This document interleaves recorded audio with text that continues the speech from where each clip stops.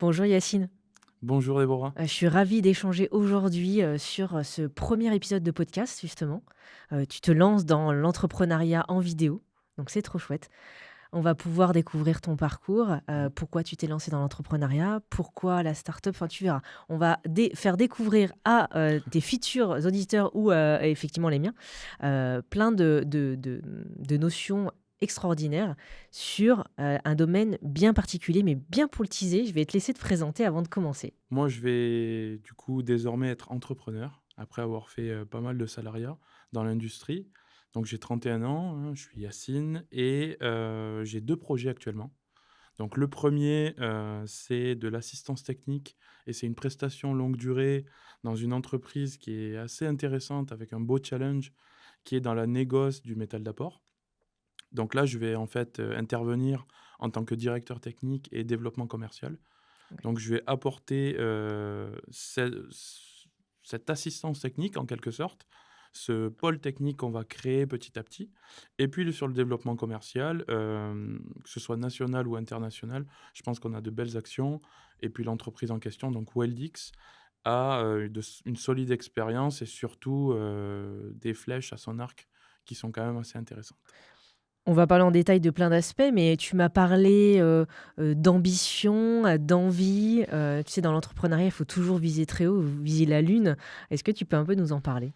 Ah beh, complètement. Donc, sur cette partie-là, ben, clairement, l'idée, c'est de devenir un des leaders en France, pas moins. Donc, aujourd'hui, tu vois, si on prend l'exemple de Bernard Tapie, Mmh. il disait qu'on arrivait à jauger, la crédibilité d'un entrepreneur à sa richesse. Donc moi, je vais pas te cacher, le but, c'est de devenir millionnaire, multimillionnaire, de rendre la boîte super pérenne et très grande et donc du coup, ça passe forcément par des indicateurs commerciaux et des indicateurs de grosse vente. Comment, ton idée on va parler justement, de la start-up, on va parler, de France Chaudronnerie, enfin on va parler de plein de choses, mais comment ça a démarré? Qu'est-ce qui t'est arrivé en tête pour te dire un jour: «Bon bah tiens, j'ai cet objectif, j'ai envie d'aller, dans cette direction». Comment ça a cheminé dans ta tête? Bah, concrètement, c'est mon expertise chez mon expérience pardon, chez France Chaudronnerie qui a été vraiment, la rupture entre mon ancienne vie et ma nouvelle vie. Ça a été vraiment une claque, c'est-à-dire que moi, à la base, je suis arrivé. C'était en 2019, donc je venais de finir mon cursus ingénieur, donc je venais de passer dans l'été, c'était en octobre. Donc, dans l'été, je venais de passer des entretiens de recrutement et puis voilà, donc, j'en ai passé quelques-uns et j'étais vraiment focalisé autour de Fos-sur-Mer et Marseille pour rester proche de ma famille, bon, proche de mes amis. Donc j'étais vraiment dans cet état d'esprit, bah, de vouloir créer un cocon autour de chez moi avec un métier que, bah, je maîtrise, mes amis pas loin, ma famille pas loin et ça finalement en fait, au fur et à mesure des entretiens, bah, je voyais que c'était pas vraiment ce qui me bottait donc c'était agréable. Je me focalisais des fois un peu plus sur le salaire ou un peu plus sur la localisation pour pas être très loin mais il y avait pas cette lueur, tu sais, quand tu vas faire un entretien de recrutement où il y a vraiment cette part, cette petite étincelle qui te dit: «Bah, tu vas pas y arriver, mais vas-y, il y a quelque chose, quoi». Et puis, il se trouve que sur le mois d'août, donc une fois que j'avais fini mes entretiens, on va dire locaux, j'avais fait un entretien à Paris, donc pour le SNCT, donc nouvellement France Chaudronnerie et là, c'est la claque. Donc sur l'entretien de recrutement, je comprends qu'il y a de nouvelles, actions, il y a de nouvelles missions et là je me dis: «OK, c'est à 700 kilomètres de chez moi, c'est loin de ma famille, je ne connais pas forcément, le métier et les missions», parce que je suis vraiment sur un domaine Mmh. particulier lié à l'inspection et aux structures métalliques. Là, on est vraiment dans les équipements sous pression, dans la tuyauterie industrielle et puis après on a surtout au CNCT, vu que c'est une organisation professionnelle, on a un devoir technico-politique Mmh. et ça m'attire. Je sais pas où je vais, mais ça m'attire, tu vois? Donc je fonce, je fais l'entretien donc avec la secrétaire générale, Yolande Buffquin et bah, 2 jours après, je l'appelle, je lui dis: «Oui, c'est bon, je viens». OK. Donc le mois d'après, j'étais, à Paris, prêt à en découdre. France Chaudronnerie, est-ce que tu peux le définir pour ceux qui te découvrent aujourd'hui et qui ne connaissent pas en fin de C'est vrai. compte? Donc France Chaudronnerie, ex-SNCT, donc il y en a beaucoup qui le connaissent sous ce nom-là. C'est le syndicat professionnel de la chaudronnerie, de la tuyauterie, de la tôlerie et de la maintenance industrielle et ça regroupe à peu près une centaine d'adhérents, des adhérents qu'on appelle donc des fabricants, Donc, c'est des chaudronniers, des tuyauteurs. Et on a aussi à peu près une soixantaine donc, de membres associés. Donc là, ça va être tous les métiers qui sont connexes à la production. Donc, ça va être des bureaux d'études, des bureaux de contrôle, des partenaires, des centres techniques, etc. Et donc, tout cet écosystème va aujourd'hui défendre et promouvoir la profession. Et c'est un acteur, en fait, majeur de la profession. Moi, je ne connaissais pas avant 2019. Et c'est vrai que pendant mon cursus, ça aurait pu aider nombre d'entreprises, notamment les exploitants, qui peuvent y trouver vraiment un terreau fertile, que ce soit technique, business ou relationnel. Une fois arrivé à Paris, là, il faut démarrer. Et là, une anecdote, tu vois, j'ai dit à personne, donc t'es la première à J'aime le bien les savoir, exclus. Déborah. J'arrive, première réunion, on est 20 personnes, on est dans un GT Codress. Donc un GT Codress, GT pour groupe de travail, Codress, c'est un code de dimensionnement, donc des réservoirs de stockage. Donc c'est les gros bacs, tu vois, où on met du Mmh. pétrole, du sucre, on met vraiment des grosses quantités. Donc moi, je ne connais pas forcément, je connais le nom, mais je ne sais pas Mmh. exactement comment c'est fait. Et là, je me retrouve face à 20 personnes. Et donc, il y a 2 personnes qui défendent un sujet sur la frangibilité, de la tenue de la virole, si on met un contenant qui est beaucoup trop important. Et là, je me dis: «OK, c'est pointu». Donc j'écoute, je comprends pas la moitié de la réunion. Ouais, trop technique. Beaucoup trop technique, beaucoup trop pointu et je me rends compte que c'est 20 experts que j'ai autour de la table Mmh. et moi, j'ai 25 ans, je sors de l'école et je dois apprendre avec ces personnes-là. Alors d'une part, c'est super flippant, mais de l'autre côté, tu exploses. Mmh. En 2-3 ans, tu as un niveau avec des gens qui sont bien au-dessus de toi, tu es obligé d'apprendre plus vite. Mmh. Tu es conditionné à ça, tu es conditionné à l'excellence, au Ouais. résultat et il peut rien avoir en dessous. Donc n'empêche, ça, c'est ce que je te dis aujourd'hui, Mmh. mais le jour J, quand je suis sorti de la réunion, j'étais perdu. Ouais. Je me suis dit: «J'avais une semaine dans les pattes, ouh là là». Ouais, En tu t'es plus, un ça peu remis en question, quoi. Ouais. complètement. Là, ça m'a vraiment mis une claque. Je pensais que j'étais du genre à intégrer assez rapidement finalement et en fait, on se rend compte que quand on ouvre un nouveau sujet, c'est plus du tout la même chose et on a des cracks en face de nous et là, c'est big respect, quoi. Donc je me dis tout simplement le soir, parce que ça m'a mis quand même une sacrée claque, soit, je m'en vais, parce que ça faisait une semaine que j'étais là. J'avais pas de directeur technique à l'époque. Donc en fait, je n'avais aucune personne autour en direct qui était là Mmh. pour vraiment me faire un peu, tu vois, le feedback de la réunion, m'expliquer ce que je n'ai pas compris, et cetera. Ou sinon, je me retroussais les manches, Mmh. comme là, et puis je me mettais à bosser. Donc finalement, si on en parle, c'est que je me suis retroussé les Ouais. manches et donc j'ai pris les codes de construction et tous les jours, tous les soirs, tous les week-ends, j'ai travaillé sans cesse pendant 2 ans. Je n'ai pas arrêté jusqu'à relever la tête et voir qu'en fait, j'arrivais à tenir une Mmh. conversation avec des experts. Et là, je pense, tu vois, qu'en auto-gratification, Mmh. il y a pas mieux. Je ne sais plus qui disait, il y a une personnage célèbre qui disait: «N'attendez d'applaudissements que de vous-même». Ouais.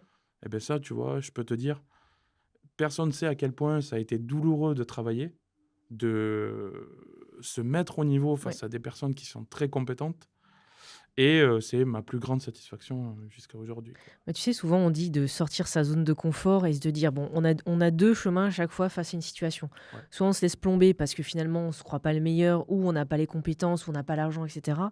Soit on se dit, bah, j'essaye d'avoir une vision plus large et d'essayer d'y arriver. Et c'est ce que j'aime bien dans ton histoire, dans le profil que tu as, c'est de se dire, bah voilà, je suis là, de toute façon, j'ai rien à perdre, hein. Tu sais, c'est souvent les profils d'entrepreneurs, c'est ça. C'est ça, C'est on teste, on voit, écoute, on essaye et, on heu, verra. et on verra, quoi. Exactement et du coup, tu vois, une fois que la machine est lancée, tu travailles et Mmh. en fait, tu te mets dans une routine qui est exigeante, mais toi, tu ne le sens plus au bout d'un moment. Mmh. C'est l'habitude, c'est normal. J'avais des collègues qui me disaient, «Bah, tu fais quoi le samedi et tout?» «Bah, je bosse». «Comment ça, tu bosses?» «Bah, oui, je bosse. Là, j'ai prévu, 10h midi, 14h-18h, samedi et Mmh. dimanche». Il me dit: «Ah, mais tu te reposes pas?» «Bah, si, je me repose le soir». Mmh. Et tu te reposeras un peu plus tard. Et je me reposerai un peu plus tard, exactement. Donc tu vois, tout ça, tout ce travail nous a amené forcément à, une certaine exigence Mmh. envers soi-même. Donc une exigence qui est pas forcément toujours comprise, surtout dans le cercle perso, où ils te disent: «Bah, ménage-toi, ménage ta Oui. monture, fais attention à toi» et cetera. Et puis en fait, c'est comme si on se comprend pas des fois, tu vois? Mais c'est bien, c'est positif, attention, hein. Ouais. Et donc, du coup, après, tu arrives à recaler. Une fois que tu prends des vacances, tu comprends que voilà, tu étais à un rythme effréné. Et c'est pour ça que prendre des temps de pause, c'est important, Mmh. quoi, tu vois. Et la deuxième chose qui m'a appris chez France Chaudronnerie, qui m'a propulsé vers l'entrepreneuriat, c'est finalement, en fait, de passer d'ArcelorMittal, un site industriel où tu vois, qui est basé à Fos-sur-Mer, où on est 5000 personnes qui travaillons quotidiennement. Finalement, toi, tu es, sans être dénigrant, tu es dans une case, tu as Mmh. des missions, et puis après, si tu veux sortir de ce cadre-là, tu dois en référer à des personnes. Et OK. puis après, tu es plus décisionnaire, Ouais. et des fois, tu as même plus le droit de donner ton avis, quoi. Et ça, je connaissais que ça, vu que j'avais fait que ça en apprentissage.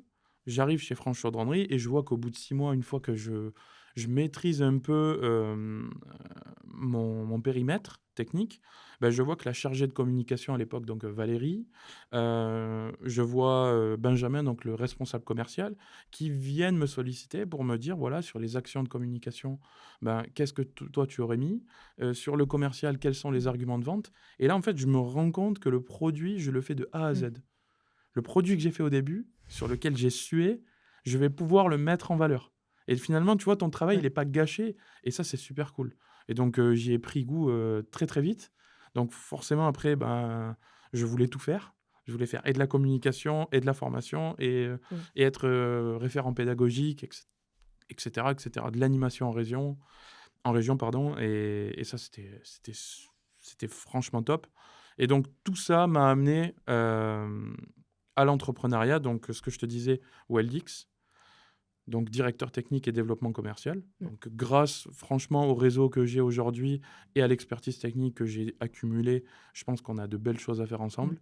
Et puis après, surtout, ce que je t'ai pas dit en intro, c'est, la création, et je suis cofondateur donc de India Dynamics, une start-up donc dédiée aux solutions digitales pour le métier, donc c'est-à-dire la chaudronnerie et la tuyauterie industrielle. L'idée, elle t'est venue comment? Parce qu'il y a une pénurie, il y a un manque, il y a rien qui existe dans ce domaine-là? Ou c'est en voyant peut-être un concurrent qui faisait mal les choses et ça t'est venu en tête? Alors c'est un peu de tout ça. Un peu?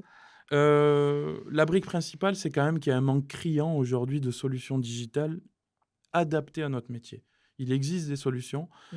mais le métier de la tuyauterie, de la chaudronnerie industrielle, tu vois, c'est un métier de technicité. Ouais. Et Mmh. finalement, au final, c'est le soudeur, le chaudronnier, le tuyauteur qui, avec sa main, va réussir à faire un cordon de soudure, un assemblage, un formage qui est finalement magnifique, en fait, pour les passionnés de ce métier-là, tu vois. Et ce n'est pas un métier qui a été, on va dire, très vite envahi par la production et par les technologies. Pas par la production, par les technologies. Ouais. Et donc, petit à petit, il faut s'adapter. Et donc, forcément, aujourd'hui, tu vois, on a l'intelligence artificielle qui est arrivée depuis 2 ans, qui a fait que, tu vois, pour moi, personnellement, c'est une révolution. Mmh. Tu vois, on a eu la révolution du microprocesseur Ouais. pour les ordinateurs, on va dire, à taille humaine, pas Ouais. ceux qui font 50 mètres Oui. carrés. On a eu internet. Ouais. Et puis moi, pour l'intelligence artificielle, pour moi, c'est vraiment une révolution. Alors OK, ça va pas tout faire, mais c'est un outil, une aide qui va vraiment nous propulser en termes de puissance de travail. Mmh. Demain, je suis persuadé que dans les bureaux, tu vois, les techniciens, les ingénieurs vont pouvoir, travailler en termes de productivité, le travail de 2 3 personnes. Mais ça, c'est grâce à des bons outils, des outils adaptés, et des outils qui vont permettre justement d'aider, ce technicien ou cet ingénieur demain dans les bureaux, quoi. C'est vrai que Voilà. le sujet de l'IA, quel que soit le domaine, mais encore plus dans le tien qui, à la base, donne une image très technique, très, éloignée du digital, l'automatisation et cetera, on peut se dire: «Mais en fait, non» et en fait, oui, bah, c'est ce que tu réponds. Et l'IA, on a toujours peur en se disant: «Ça va remplacer». Non, ça va remplacer des tâches qui sont peut-être un peu ingrates ou que finalement c'est, on va gagner du temps et l'humain va faire autre chose. Donc moi, je vois toujours le côté positif des choses et ce que tu dis, ça me fait penser à ça, ouais. Ah beh, je suis totalement d'accord Mmh. avec toi, et sur ça, honnêtement, c'est tout le but de India Dynamics. C'est vraiment de créer des solutions digitales qui vont permettre aux responsables de bureaux d'études, aux Ouais. techniciens ou à l'ingénieur de bureau d'études, aux chiffreurs, à l'ingénieur soudeur, de pouvoir, travailler justement sur ce sujet-là, tu vois? Typiquement, aujourd'hui, on est confronté à beaucoup de codification de Mmh. normes et des normes, donc de la normalisation. Tu vois? Si je reprends un peu, si je fais le parallèle par rapport à France Chaudronnerie, Mmh. Si je devais te donner une compétence qui est sous-cotée dans l'industrie et notamment dans la chaudronnerie et la tuyauterie industrielle, c'est la capacité à pouvoir lire et extraire des informations correctes des codes de construction et des Mmh. normes. Aujourd'hui, c'est, je pense, la compétence la plus sous-cotée. Parce qu'un code ou une norme, il faut savoir la lire, il faut Mmh. savoir la comprendre, il faut savoir l'assimiler, et puis après, il faut l'interpréter. Parce qu'il ne faut pas oublier que ces documents, finalement, c'est des documents génériques, tu vois. Ouais. Et puis, il faut les transposer à un environnement. Et ça, souvent, les gens ont une lecture très terre à Mmh. terre, et forcément, ça répond pas aux besoins. Et tout ça, ça a été tout mon travail chez France Chaudronnerie. Et l'idée, c'est de le proposer aujourd'hui sous forme de solutions digitales dans mes propositions, quoi. Où en est le projet, la start-up là aujourd'hui en 2024? Alors, ça a démarré en fin juillet. Donc, on a monté la start-up, on a un partenaire informatique, donc qui est Dernier Cri, avec qui on travaille. L'idée, c'est qu'aujourd'hui, on a 3 propositions, donc 3 solutions qui sont en cours de développement, donc avec notre partenaire informatique. Et l'idée de cette première outil, en fait, de ce premier outil réglementaire, c'est vraiment d'aider les techniciens et les ingénieurs en bureau d'études à se démêler de tous ces documents, de toutes ces exigences finalement, où tu as des exigences de moyens et pas de résultats. Pardon, excuse-moi, c'est l'inverse. Des exigences de résultats et pas de moyens. Donc finalement, on doit arriver à certains résultats, Mmh. mais on n'explique pas comment. Mmh. Et donc moi, tout le travail, c'est justement de proposer une solution digitale où va y avoir, en fait, sous forme d'entonnoir, plusieurs questions au départ, et puis après, ça va s'affiner. Et puis une fois que en fait, l'utilisateur aura sa réponse finale, il y aura tout le déroulement qu'il doit faire pour être conforme à la sécurité, notamment des équipements sous pression. À côté de ça, on travaille sur un petit moteur de chiffrage, notamment pour les projets de tuyauterie et de chaudronnerie. Et le dernier, c'est le bébé. C'est un peu la raison d'être de India Dynamics. Ça s'est créé autour. Donc, ce que je t'ai dit, c'est on va dire des solutions plus simples à mettre en œuvre. Celle-ci est beaucoup plus compliquée. Et j'ai fait une réunion hier. Donc, on est le 6 septembre sur ce projet-là. Et il se trouve que les développeurs ont fait une recherche, non pas française, parce que je l'avais déjà faite et ce produit n'existait pas, mais une recherche mondiale. Et aujourd'hui, il n'existe aucune solution digitale qui ressemble de près ou de loin à ce qu'on va proposer d'ici 2025. Donc ça va être vraiment Une révolution. une révolution. Mmh. En tout cas, c'est le challenge et c'est ce pourquoi je travaille jour et nuit sur ça, quoi. Peut-être que quand on réécoutera dans 1 an, dans 2 ans, notre premier épisode de podcast, tu vas te dire: «Mais oui, tu te rappelles, on était à ce stade-là». C'est J'ai- marrant, hein, des fois, hein, Ah oui, ouais, de regarder. bah, écoute, je touche du bois. J'espère que ça va être le cas. Mais ouais, ouais, une super aventure et sûrement un super outil, quoi. Voilà. Qu'est-ce qui t'anime au quotidien d'aller toujours de l'avant, un peu cette ambition, cette vision, comment tu le nourris au quotidien? Tu disais que tu travaillais, mais tu faisais aussi des pauses, parce qu'il peut y avoir des futurs collaborateurs, des salariés qui veulent devenir entrepreneurs, tu vois? S'ils t'écoutent, ils voudraient un peu des bons tips, voilà, cette motivation-là.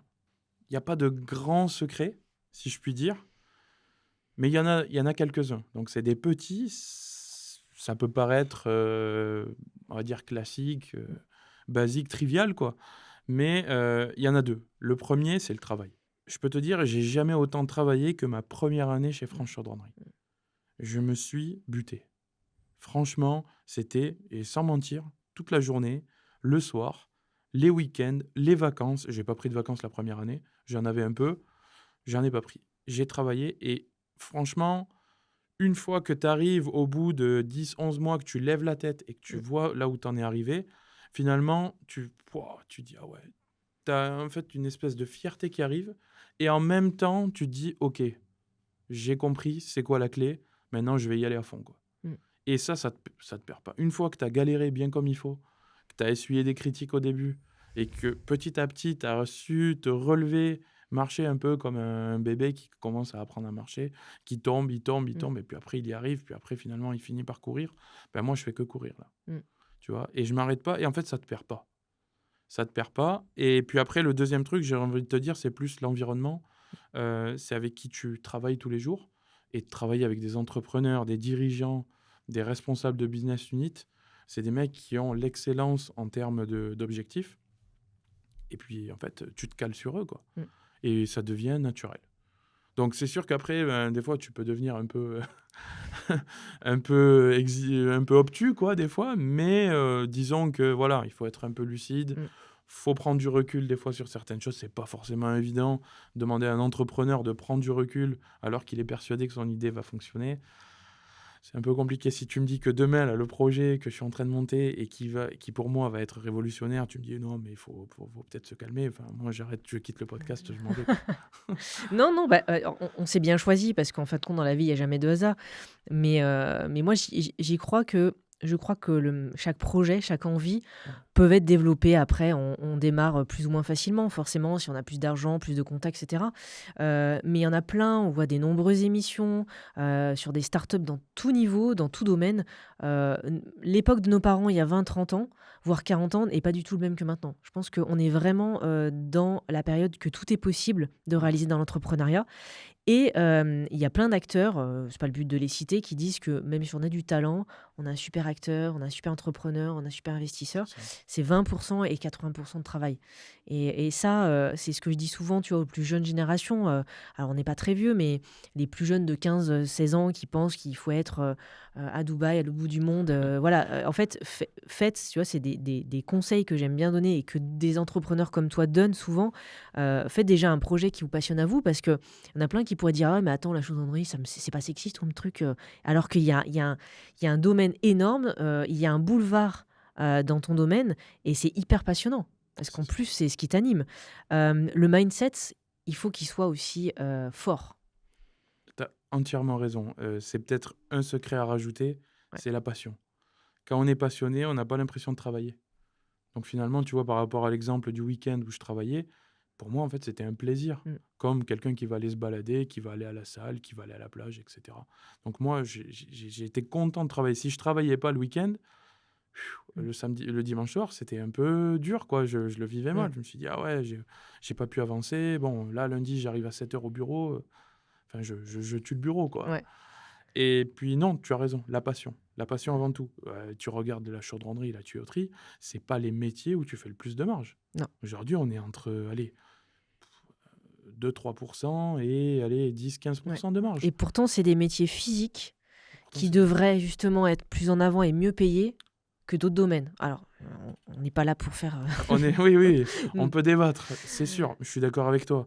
Mais c'est comme tout, tu vois, moi je pense pareil que toi, avec les pompiers, avec les mmh, infirmiers, on l'a vu pendant le Covid. ouais, Donc tu vois, toutes ces choses-là, oui, c'est clair, il y a eu une espèce d'anomalie, il y a une hiérarchie qui s'est faite.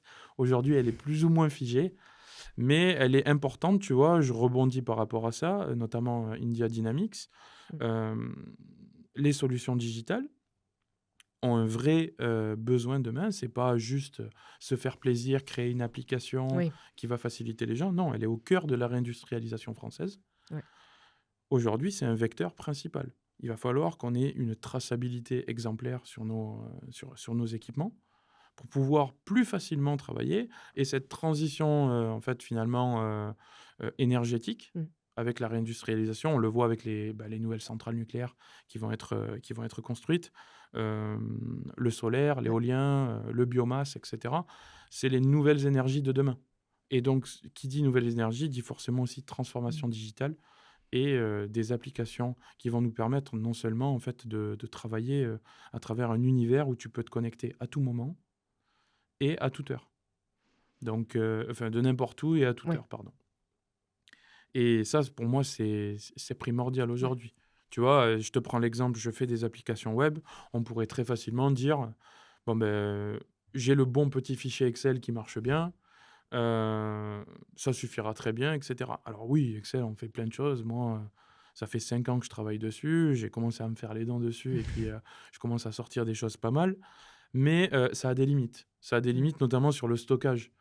ouais, Quand on fait une application web, on va pouvoir avoir tout l'historique, pouvoir, connecter tous les fichiers entre eux, avoir un historique, quelque chose qui va se mettre en place et qui finalement va mmh, devenir, un outil de travail du quotidien et qui s'auto-enregistre. Les fichiers Excel, tu enregistres une version, mmh. tu retravailles sur une autre ou tu fais des onglets, enfin bref, tu vois l'esprit, quoi. Voilà. Quand tu le présentes à des personnes de ton domaine, qu'est-ce qu'ils disent? Et quand tu le présentes à des personnes de ton entourage qui sont pas du tout dans ton domaine, qu'est-ce qu'ils te disent? Pour avoir les 2. Mais ça m'intéresse de voir un peu. Tu vois, je Ah, je te sens. c'est assez marrant. Alors, les gens de mon entreprise, enfin les gens, pardon, dans mon scope professionnel, Ouais. notamment sur LinkedIn, on échange avec beaucoup de personnes, par message et puis après dans la réalité des choses, hein, bien entendu, avec les collègues de tous les jours. C'est une vraie attente. C'est, waouh, en gros, est-ce que ça va vraiment Ouais. exister?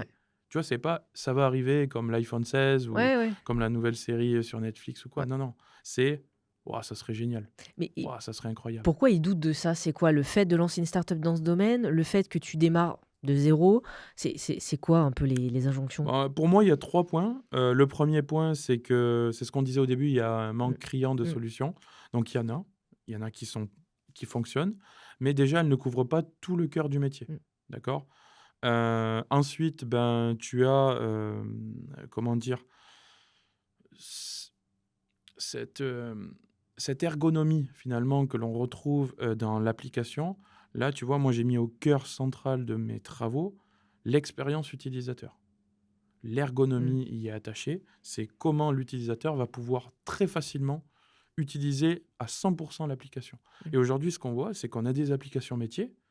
Alors, d'un côté, elles sont complexes, de l'autre, elles peuvent être complexes parce qu'il y en Mmh. a qui sont quand même assez simples et de l'autre, elles ne sont pas forcément ergonomiques et je ne parle même pas du côté convivial, tu vois? Tu as l'impression qu'il y a certaines applications, elles sortent de Windows XP, elles sont sur et la mise à jour a été faite l'année dernière. Donc c'est des carrés gris foncés, Ah, on parle du entourés UX/UI, c'est exactement ça, hein? exactement, Ouais, voilà, on est en plein dedans. ouais. Et puis la troisième que je vois, c'est en fait, en France, je trouve qu'en tout cas dans l'industrie, on manque de premium. Mmh. Heu, Tu prends les applications qu'on utilise au quotidien, Amazon, Gmail, Mmh. Netflix. Mmh. C'est des applications où ça paraît très simple à utiliser, mais derrière, il y a une équipe de développeurs et une équipe de personnes qui se sont réunies autour d'une table, tu vois, un peu comme nous Mmh. et qui ont dit: «Voilà, là, l'utilisateur moyen, ben, en gros, il sera plus enclin à regarder en haut à droite. Ouais. Donc du coup, il faudrait peut-être, quelque chose comme ça, il faudrait peut-être Mmh. l'entourer» et cetera. Et du coup, aujourd'hui, cette qualité premium, on la retrouve vachement chez les Américains. On la retrouve moins sur des Ouais. applications, en tout cas, d'utilité, Ouais, donc industrielle, ce tu qui vois? peut étonner un peu tes collaborateurs ou les personnes de ton domaine en se disant: «C'est peut-être trop ambitieux pour toi», Peut-être, ouais, peut-être, hein, complètement, ouais. peut-être on leur donnera l'autre droit de réponse, hein. Oui, on Hein? leur Hein? laissera, hein, il faut pas qu'ils hésitent. Après, je pense que, tu vois, l'entrepreneur, de façon générale, il a quand même de l'ego, quoi. Mmh. S'il quitte le salariat pour se dire: «Je vais faire mieux que tout le monde», c'est que bon, quelque part, voilà, le mec, il est sûr de lui et Mmh. bon, aujourd'hui, dans la société, on parle d'ego, à ce niveau-là, quoi. Tu aurais pensé plus jeune, petit, que tu allais devenir entrepreneur, créer une start-up, une solution ou pas du tout? Alors, dans les solutions digitales, mais pas du Ouais. tout. Tu vois, j'ai eu plein de projets, je voulais être boulanger, puis après je voulais être pilote de ligne, enfin les 2 en fait finalement, assez en parallèle et puis, bon, boulanger on a mis de côté parce que j'ai fait des études scientifiques et que Mmh. c'était, ce qui était important et tu vois, c'est la génération de nos parents Mmh. qui du coup ont travaillé de leurs mains et qui ont un peu galéré et qui finalement voulaient que leurs enfants fassent des études Mmh. et puis après rentrent dans une boutique, tu vois, des grandes entreprises et puis se fassent une longue carrière là-bas. Et on se rend compte que, beh, ça a évolué. Aujourd'hui, c'est plus le cas. Moi, rester par exemple chez ArcelorMittal pendant 40 ans, c'était absolument Mmh. hors de question. Ouais. Même s'il y avait, une évolution. Non, il Ouais. fallait que je fasse et que je touche à autre chose. Donc, non, finalement, je pensais pas. Je me suis posé souvent la question: «Est-ce que j'avais cette âme d'entrepreneur en moi?» Elle y était, Mmh. elle était cachée et je ne la soupçonnais pas. C'est une fois que je suis arrivé encore, comme je te dis, chez Mmh. Franche Chaudronnerie, qu'elle s'est découverte que, beh, j'avais, une capacité, par exemple, à apporter une vision, à prendre les gens avec moi, les diriger vers une direction, tu vois? Souvent je dis, quelque chose dont je suis fier finalement et qui a été le résultat du travail, c'est que je suis devenu le plus jeune directeur technique de Franche Chaudronnerie ex-SNCT à 28 ans. Bravo. Ouais, merci Ouais. beaucoup et ça, c'est d'une part grâce à du travail, mais c'est aussi, vu que c'est un syndicat et que tu as des adhérents et des fabricants, il faut les porter Mmh. et eux, ils cotisent chaque année, ils sont adhérents pour que justement tu leur proposes des choses. C'est pas à eux de faire le travail à ta place. Donc quand tu te creuses la tête et que tu leur proposes une feuille de route et que les mecs, ils sont contents, eux sont contents, mais toi, tu es 2 fois plus content parce Mmh. que tu te dis: «Punaise, les mecs en face, ils pèsent». et ce que je fais, ça leur convient, quoi, tu vois? Donc ouais, c'est vraiment cet écosystème qui a fait que ça a révélé et décuplé un peu mon Mmh. envie d'être entrepreneur, quoi, voilà. Parce que tes parents, on n'en a pas parlé, j'aime bien en l'aborder quand ça vient au fil de la discussion. Tes parents, ils étaient salariés, entrepreneurs ou pas du tout? Alors, bah, c'est marrant, du coup, bon, ma mère était, mère au foyer, Ouais. donc voilà, dès que je suis né, C'est un elle sacré a boulot déjà. elle a préféré, s'occuper de moi et oui, c'était un sacré travail. Mon père, lui, était salarié, donc il est électricien et puis après, en fait, il s'est mis à son compte. OK. Donc il est devenu artisan électricien et ben, on a découvert, ben, travailler samedi et le dimanche, aller lui donner un coup de main pendant les vacances et tout ça, ça donne d'une part la valeur du travail Ouais. et la valeur de l'argent. Parce que quand vous travaillez pendant 2 semaines de vacances, que vous n'êtes pas à jouer à la PlayStation et cetera, et qu'à la fin on reçoit, je sais pas, un ensemble, un maillot de foot ou quoi que ce soit, ce maillot de foot, Mmh. c'est sûr qu'on le tâche pas, quoi. On le tâche pas, on le salit pas, on le prête pas, et ça nous inculque, en fait, en tout cas moi, ça m'a inculqué la valeur du travail et la valeur de l'argent. Donc derrière, après, c'est pas parce que là, c'était très manuel, c'était des Mmh. conditions un peu physiques, voilà, et là, on voit que c'est plus intellectuel, Mmh. mais finalement, on est raccord, quoi. C'est un peu la même chose. La philosophie est la même. Je pose toujours cette question parce que c'est intéressant de voir dans quelle, atmosphère, environnement, éducation on a été, bercés Ouais. et qui nous a amenés à l'entrepreneuriat. Tu sais, il y a toujours la question de: «Est-ce que, on est entrepreneur? Est-ce qu'on le devient? Est-ce que c'est une passion?» Je pense quand même qu'il y a cette fibre-là, tu me diras ton avis, mais il faut avoir cette envie. C'est clair qu'on ne fait pas 35 heures, on a des responsabilités, mais en même temps, on a une liberté et on travaille pour notre projet, produit, service. Et c'est ça qui est chouette, parce que peut-être des futurs entrepreneurs t'écoutent aujourd'hui et se disent: «Oh, putain, grâce à Yacine, aujourd'hui, j'ai pris conscience d'un truc, quoi». Ils vont créer leurs produits ou peut-être venir collaborer avec toi, tu sais, on ne sait Avec pas. grand plaisir, On ne ouais. sait pas, donc C'est que le démarrage. qu'est-ce que tu voudrais leur dire, si, ceux qui vont t'écouter, ou alors qui sont encore dans une vision, «Bah, non, je vais rester en salariat» et c'est très bien d'ailleurs, on Oui, le ah bah, précise, hein. complètement, bah Heureusement oui. qu'il y a des salariés Ah pour nous, ben, hein, entreprises. tu sais, moi je dis souvent, alors ça rejoint un peu ce que tu dis, hein, mais tu as des transversaux et des spécialistes. Mmh, Un transversal, c'est un mec qui, pour moi, attention, qui connaît plusieurs sujets, qui les maîtrise et les maîtrise au sens où il est capable de tenir une mmh, discussion. Il ne va pas avoir la dernière étape de précision, mmh. d'accord? Mais il va avoir une vision 360, une vision globale finalement. Donc il sait d'où il part et il sait où il va. A contrario, tu as le spécialiste qui lui est vraiment focus sur 2 ou 3 sujets, mais lui, il connaît tout. Et donc dans une entreprise, tu vois, dès que tu as que, des transversaux, bah, tu vas aller très vite, mais surtout tu vas vite te casser la gueule Ouais. aussi. Parce que tu vas louper, des étapes qu'un spécialiste t'aurait dit et puis du coup, tu vas retomber en arrière et puis ça va pas aller, quoi. Alors que si tu as que des spécialistes, ils vont te faire des trucs, mais au cordeau, carré, nickel, sauf que le mec, il va pas avancer. Mmh. Et le but d'une boîte, c'est quand même de faire tourner, de vendre et cetera. Donc en fait, le mélange des 2 finalement, fait quelque chose, fait une entreprise pérenne, une entreprise solide et finalement, en fait, une entreprise qui, tu vois, bah, va être pérenne, quoi. Voilà. Si tu avais des conseils, parce que là, tu en as un peu parlé, de ne pas sous-estimer le temps de travail, le travail qu'il y a derrière, Ouais. l'environnement aussi, tu l'as dit, hein, d'être entouré de personnes. Hem, si tu avais une vision 5 ans, elle est compliquée comme question, hein, une vision 5 ans, 10 ans, 15 ans, qu'est-ce que je peux te souhaiter déjà? OK. Et où tu te vois? Je sais pas, Alors, du coup, bah, moi, je me vois, à la tête de India, mmh, Dynamics, toujours. mmh, Donc on en aura fait une licorne, clairement. Donc ça, c'est un peu l'objectif. Mais pas une licorne au sens financier, une licorne au sens où la solution a été tellement évidente qu'elle a absorbé mmh. toutes les entreprises de chaudronnerie et de tuyauterie et que ça devient un incontournable.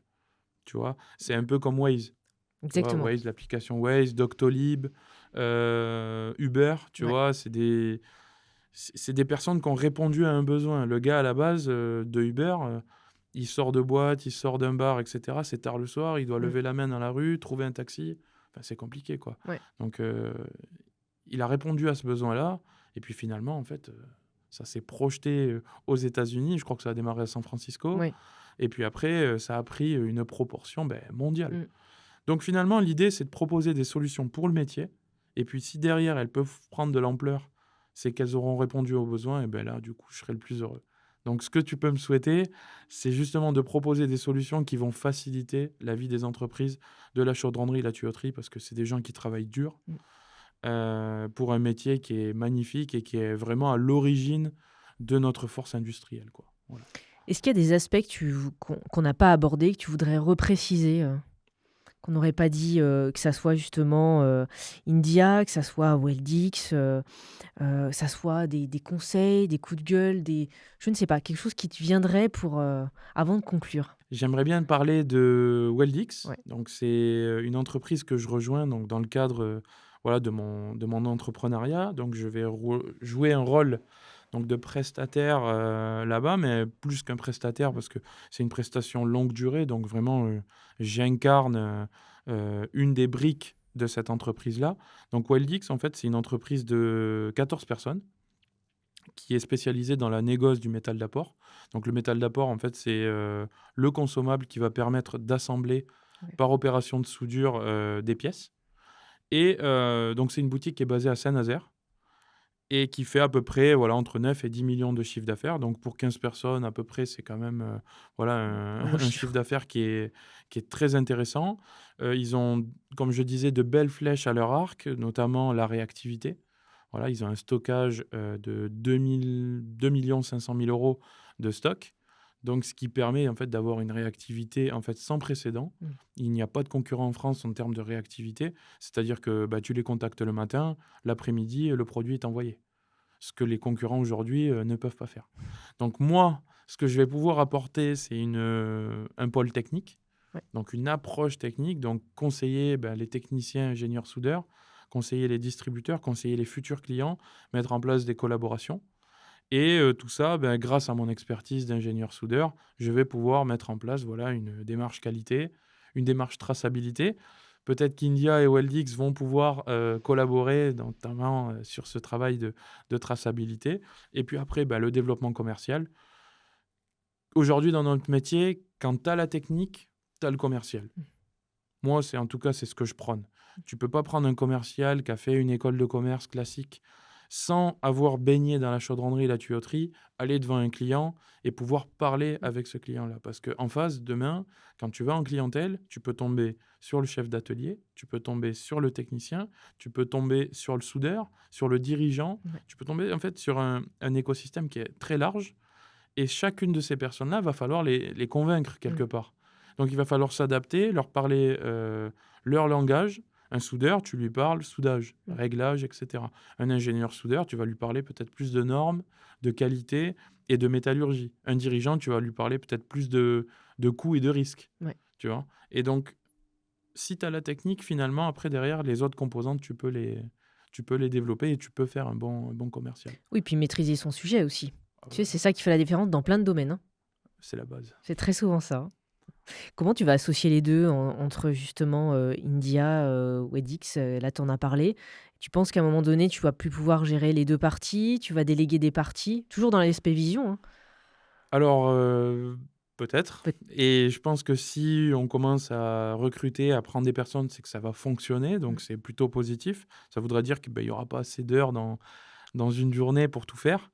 Aujourd'hui, bah, je travaille sur les 2 en parallèle, une grosse partie sur Weldix, une plus petite partie sur India parce que finalement, j'ai fait le gros travail en amont sur le cahier des charges, sur mmh. les ateliers, sur les écrans, enfin ce que j'imaginais en termes d'expérience utilisateur et puis finalement, c'est les développeurs qui travaillent beaucoup. C'est leur tour et puis après ils me challengent, ils me disent: «Voilà, ben, là, on fait une réunion, est-ce qu'on choisit tel écran ou tel Mmh. écran? Est-ce que là ça marche? Là, on a fait un test, ça marche pas. Ah oui, mince. OK, ah ben, attends, je vais reprendre» et puis ça, c'est souvent le soir et le week-end, quoi. Ouais. Donc bah, la vie d'entrepreneur et j'en attendais pas moins et je suis super heureux comme ça, quoi. On a appris pas mal d'aspects de aussi bien ta vie, salarié, entrepreneur, ta vision, voilà, tes solutions, tes produits, on pourrait dire ça un peu comme Voilà. ça. J'aime bien laisser le mot de la fin, bah, à mon invité, c'est toujours intéressant. Moi, en tout cas, j'ai découvert plein d'aspects. Ce que j'aime vraiment dans les parcours d'entrepreneurs, c'est de voir, tu vois, l'origine, la naissance, un peu ce qui nous a animés au départ et tu en es, vraiment l'image donc j'étais ravie de te découvrir pendant, cet épisode-là. Qu'est-ce que tu dirais en conclusion pour, les personnes qui t'écouteraient aujourd'hui? Bah, je leur dirais, de ne pas hésiter à me contacter, de me poser n'importe quelle question. Il y a pas de questions bêtes. Je suis parti de zéro. Mmh. Tout le monde part de zéro et puis finalement, n'hésitez pas à me poser des questions. Interagissez avec moi. Si, vous avez aimé le contenu, bah, n'hésitez pas à me dire s'il y a des sujets plus techniques, en fait, finalement, qu'il faut aborder. Ce format va continuer. Il C'est quelque paraît. chose sur lequel, c'est plutôt agréable et je pense qu'il faut vraiment parler du métier. Aujourd'hui, il y a des fortes actions qui sont faites au niveau de la formation, de l'attractivité du métier, Mmh. mais il faut vraiment le faire sur, toutes les étapes. Pour les jeunes, pour les faire venir vers notre métier, mais aussi pour ceux qui sont déjà en place, les valoriser, mettre en place, voilà, une valorisation du métier de technicien, d'ingénieur, de soudeur, de chaudronnier, de tuyauteur, Mmh. de dirigeant, de directeur commercial. Enfin, ils sont nombreux à travailler, dans l'ombre ou parfois dans la lumière, mais ces personnes-là, voilà, faut les valoriser. J'en fais partie, je fais partie de cette famille-là et du coup, ben, je vais faire en sorte et si ça peut donner des idées à d'autres personnes, justement, de prendre la parole, c'est encore mieux, quoi. C'est exactement ce que Voilà. j'allais dire. C'est souvent des domaines où on pense, que c'est pas utile de communiquer, de transmettre des infos Ouais. et au contraire, je dirais qu'il y a trop peu de personnes dans ton domaine, même dans l'industrie en général qui communiquent pas assez donc n'hésitez pas et puis, envoyez aussi les questions à Yacine parce qu'on pourra y répondre au fur et à mesure. Moi, c'est bien parce que je devais devenir expert de ton domaine, alors je j'aurais pas mis les mains dedans, hein, mais j'apprends et c'est ça aussi qui me nourrit à travers nos échanges et Exactement. dans mon travail donc bah, merci pour ta confiance Eh ben, écoute, merci beaucoup Déborah pour l'accueil. et puis on se retrouve au deuxième épisode alors pourquoi pas? Exactement, c'est promis. Merci Ça Yacine. marche, merci Déborah.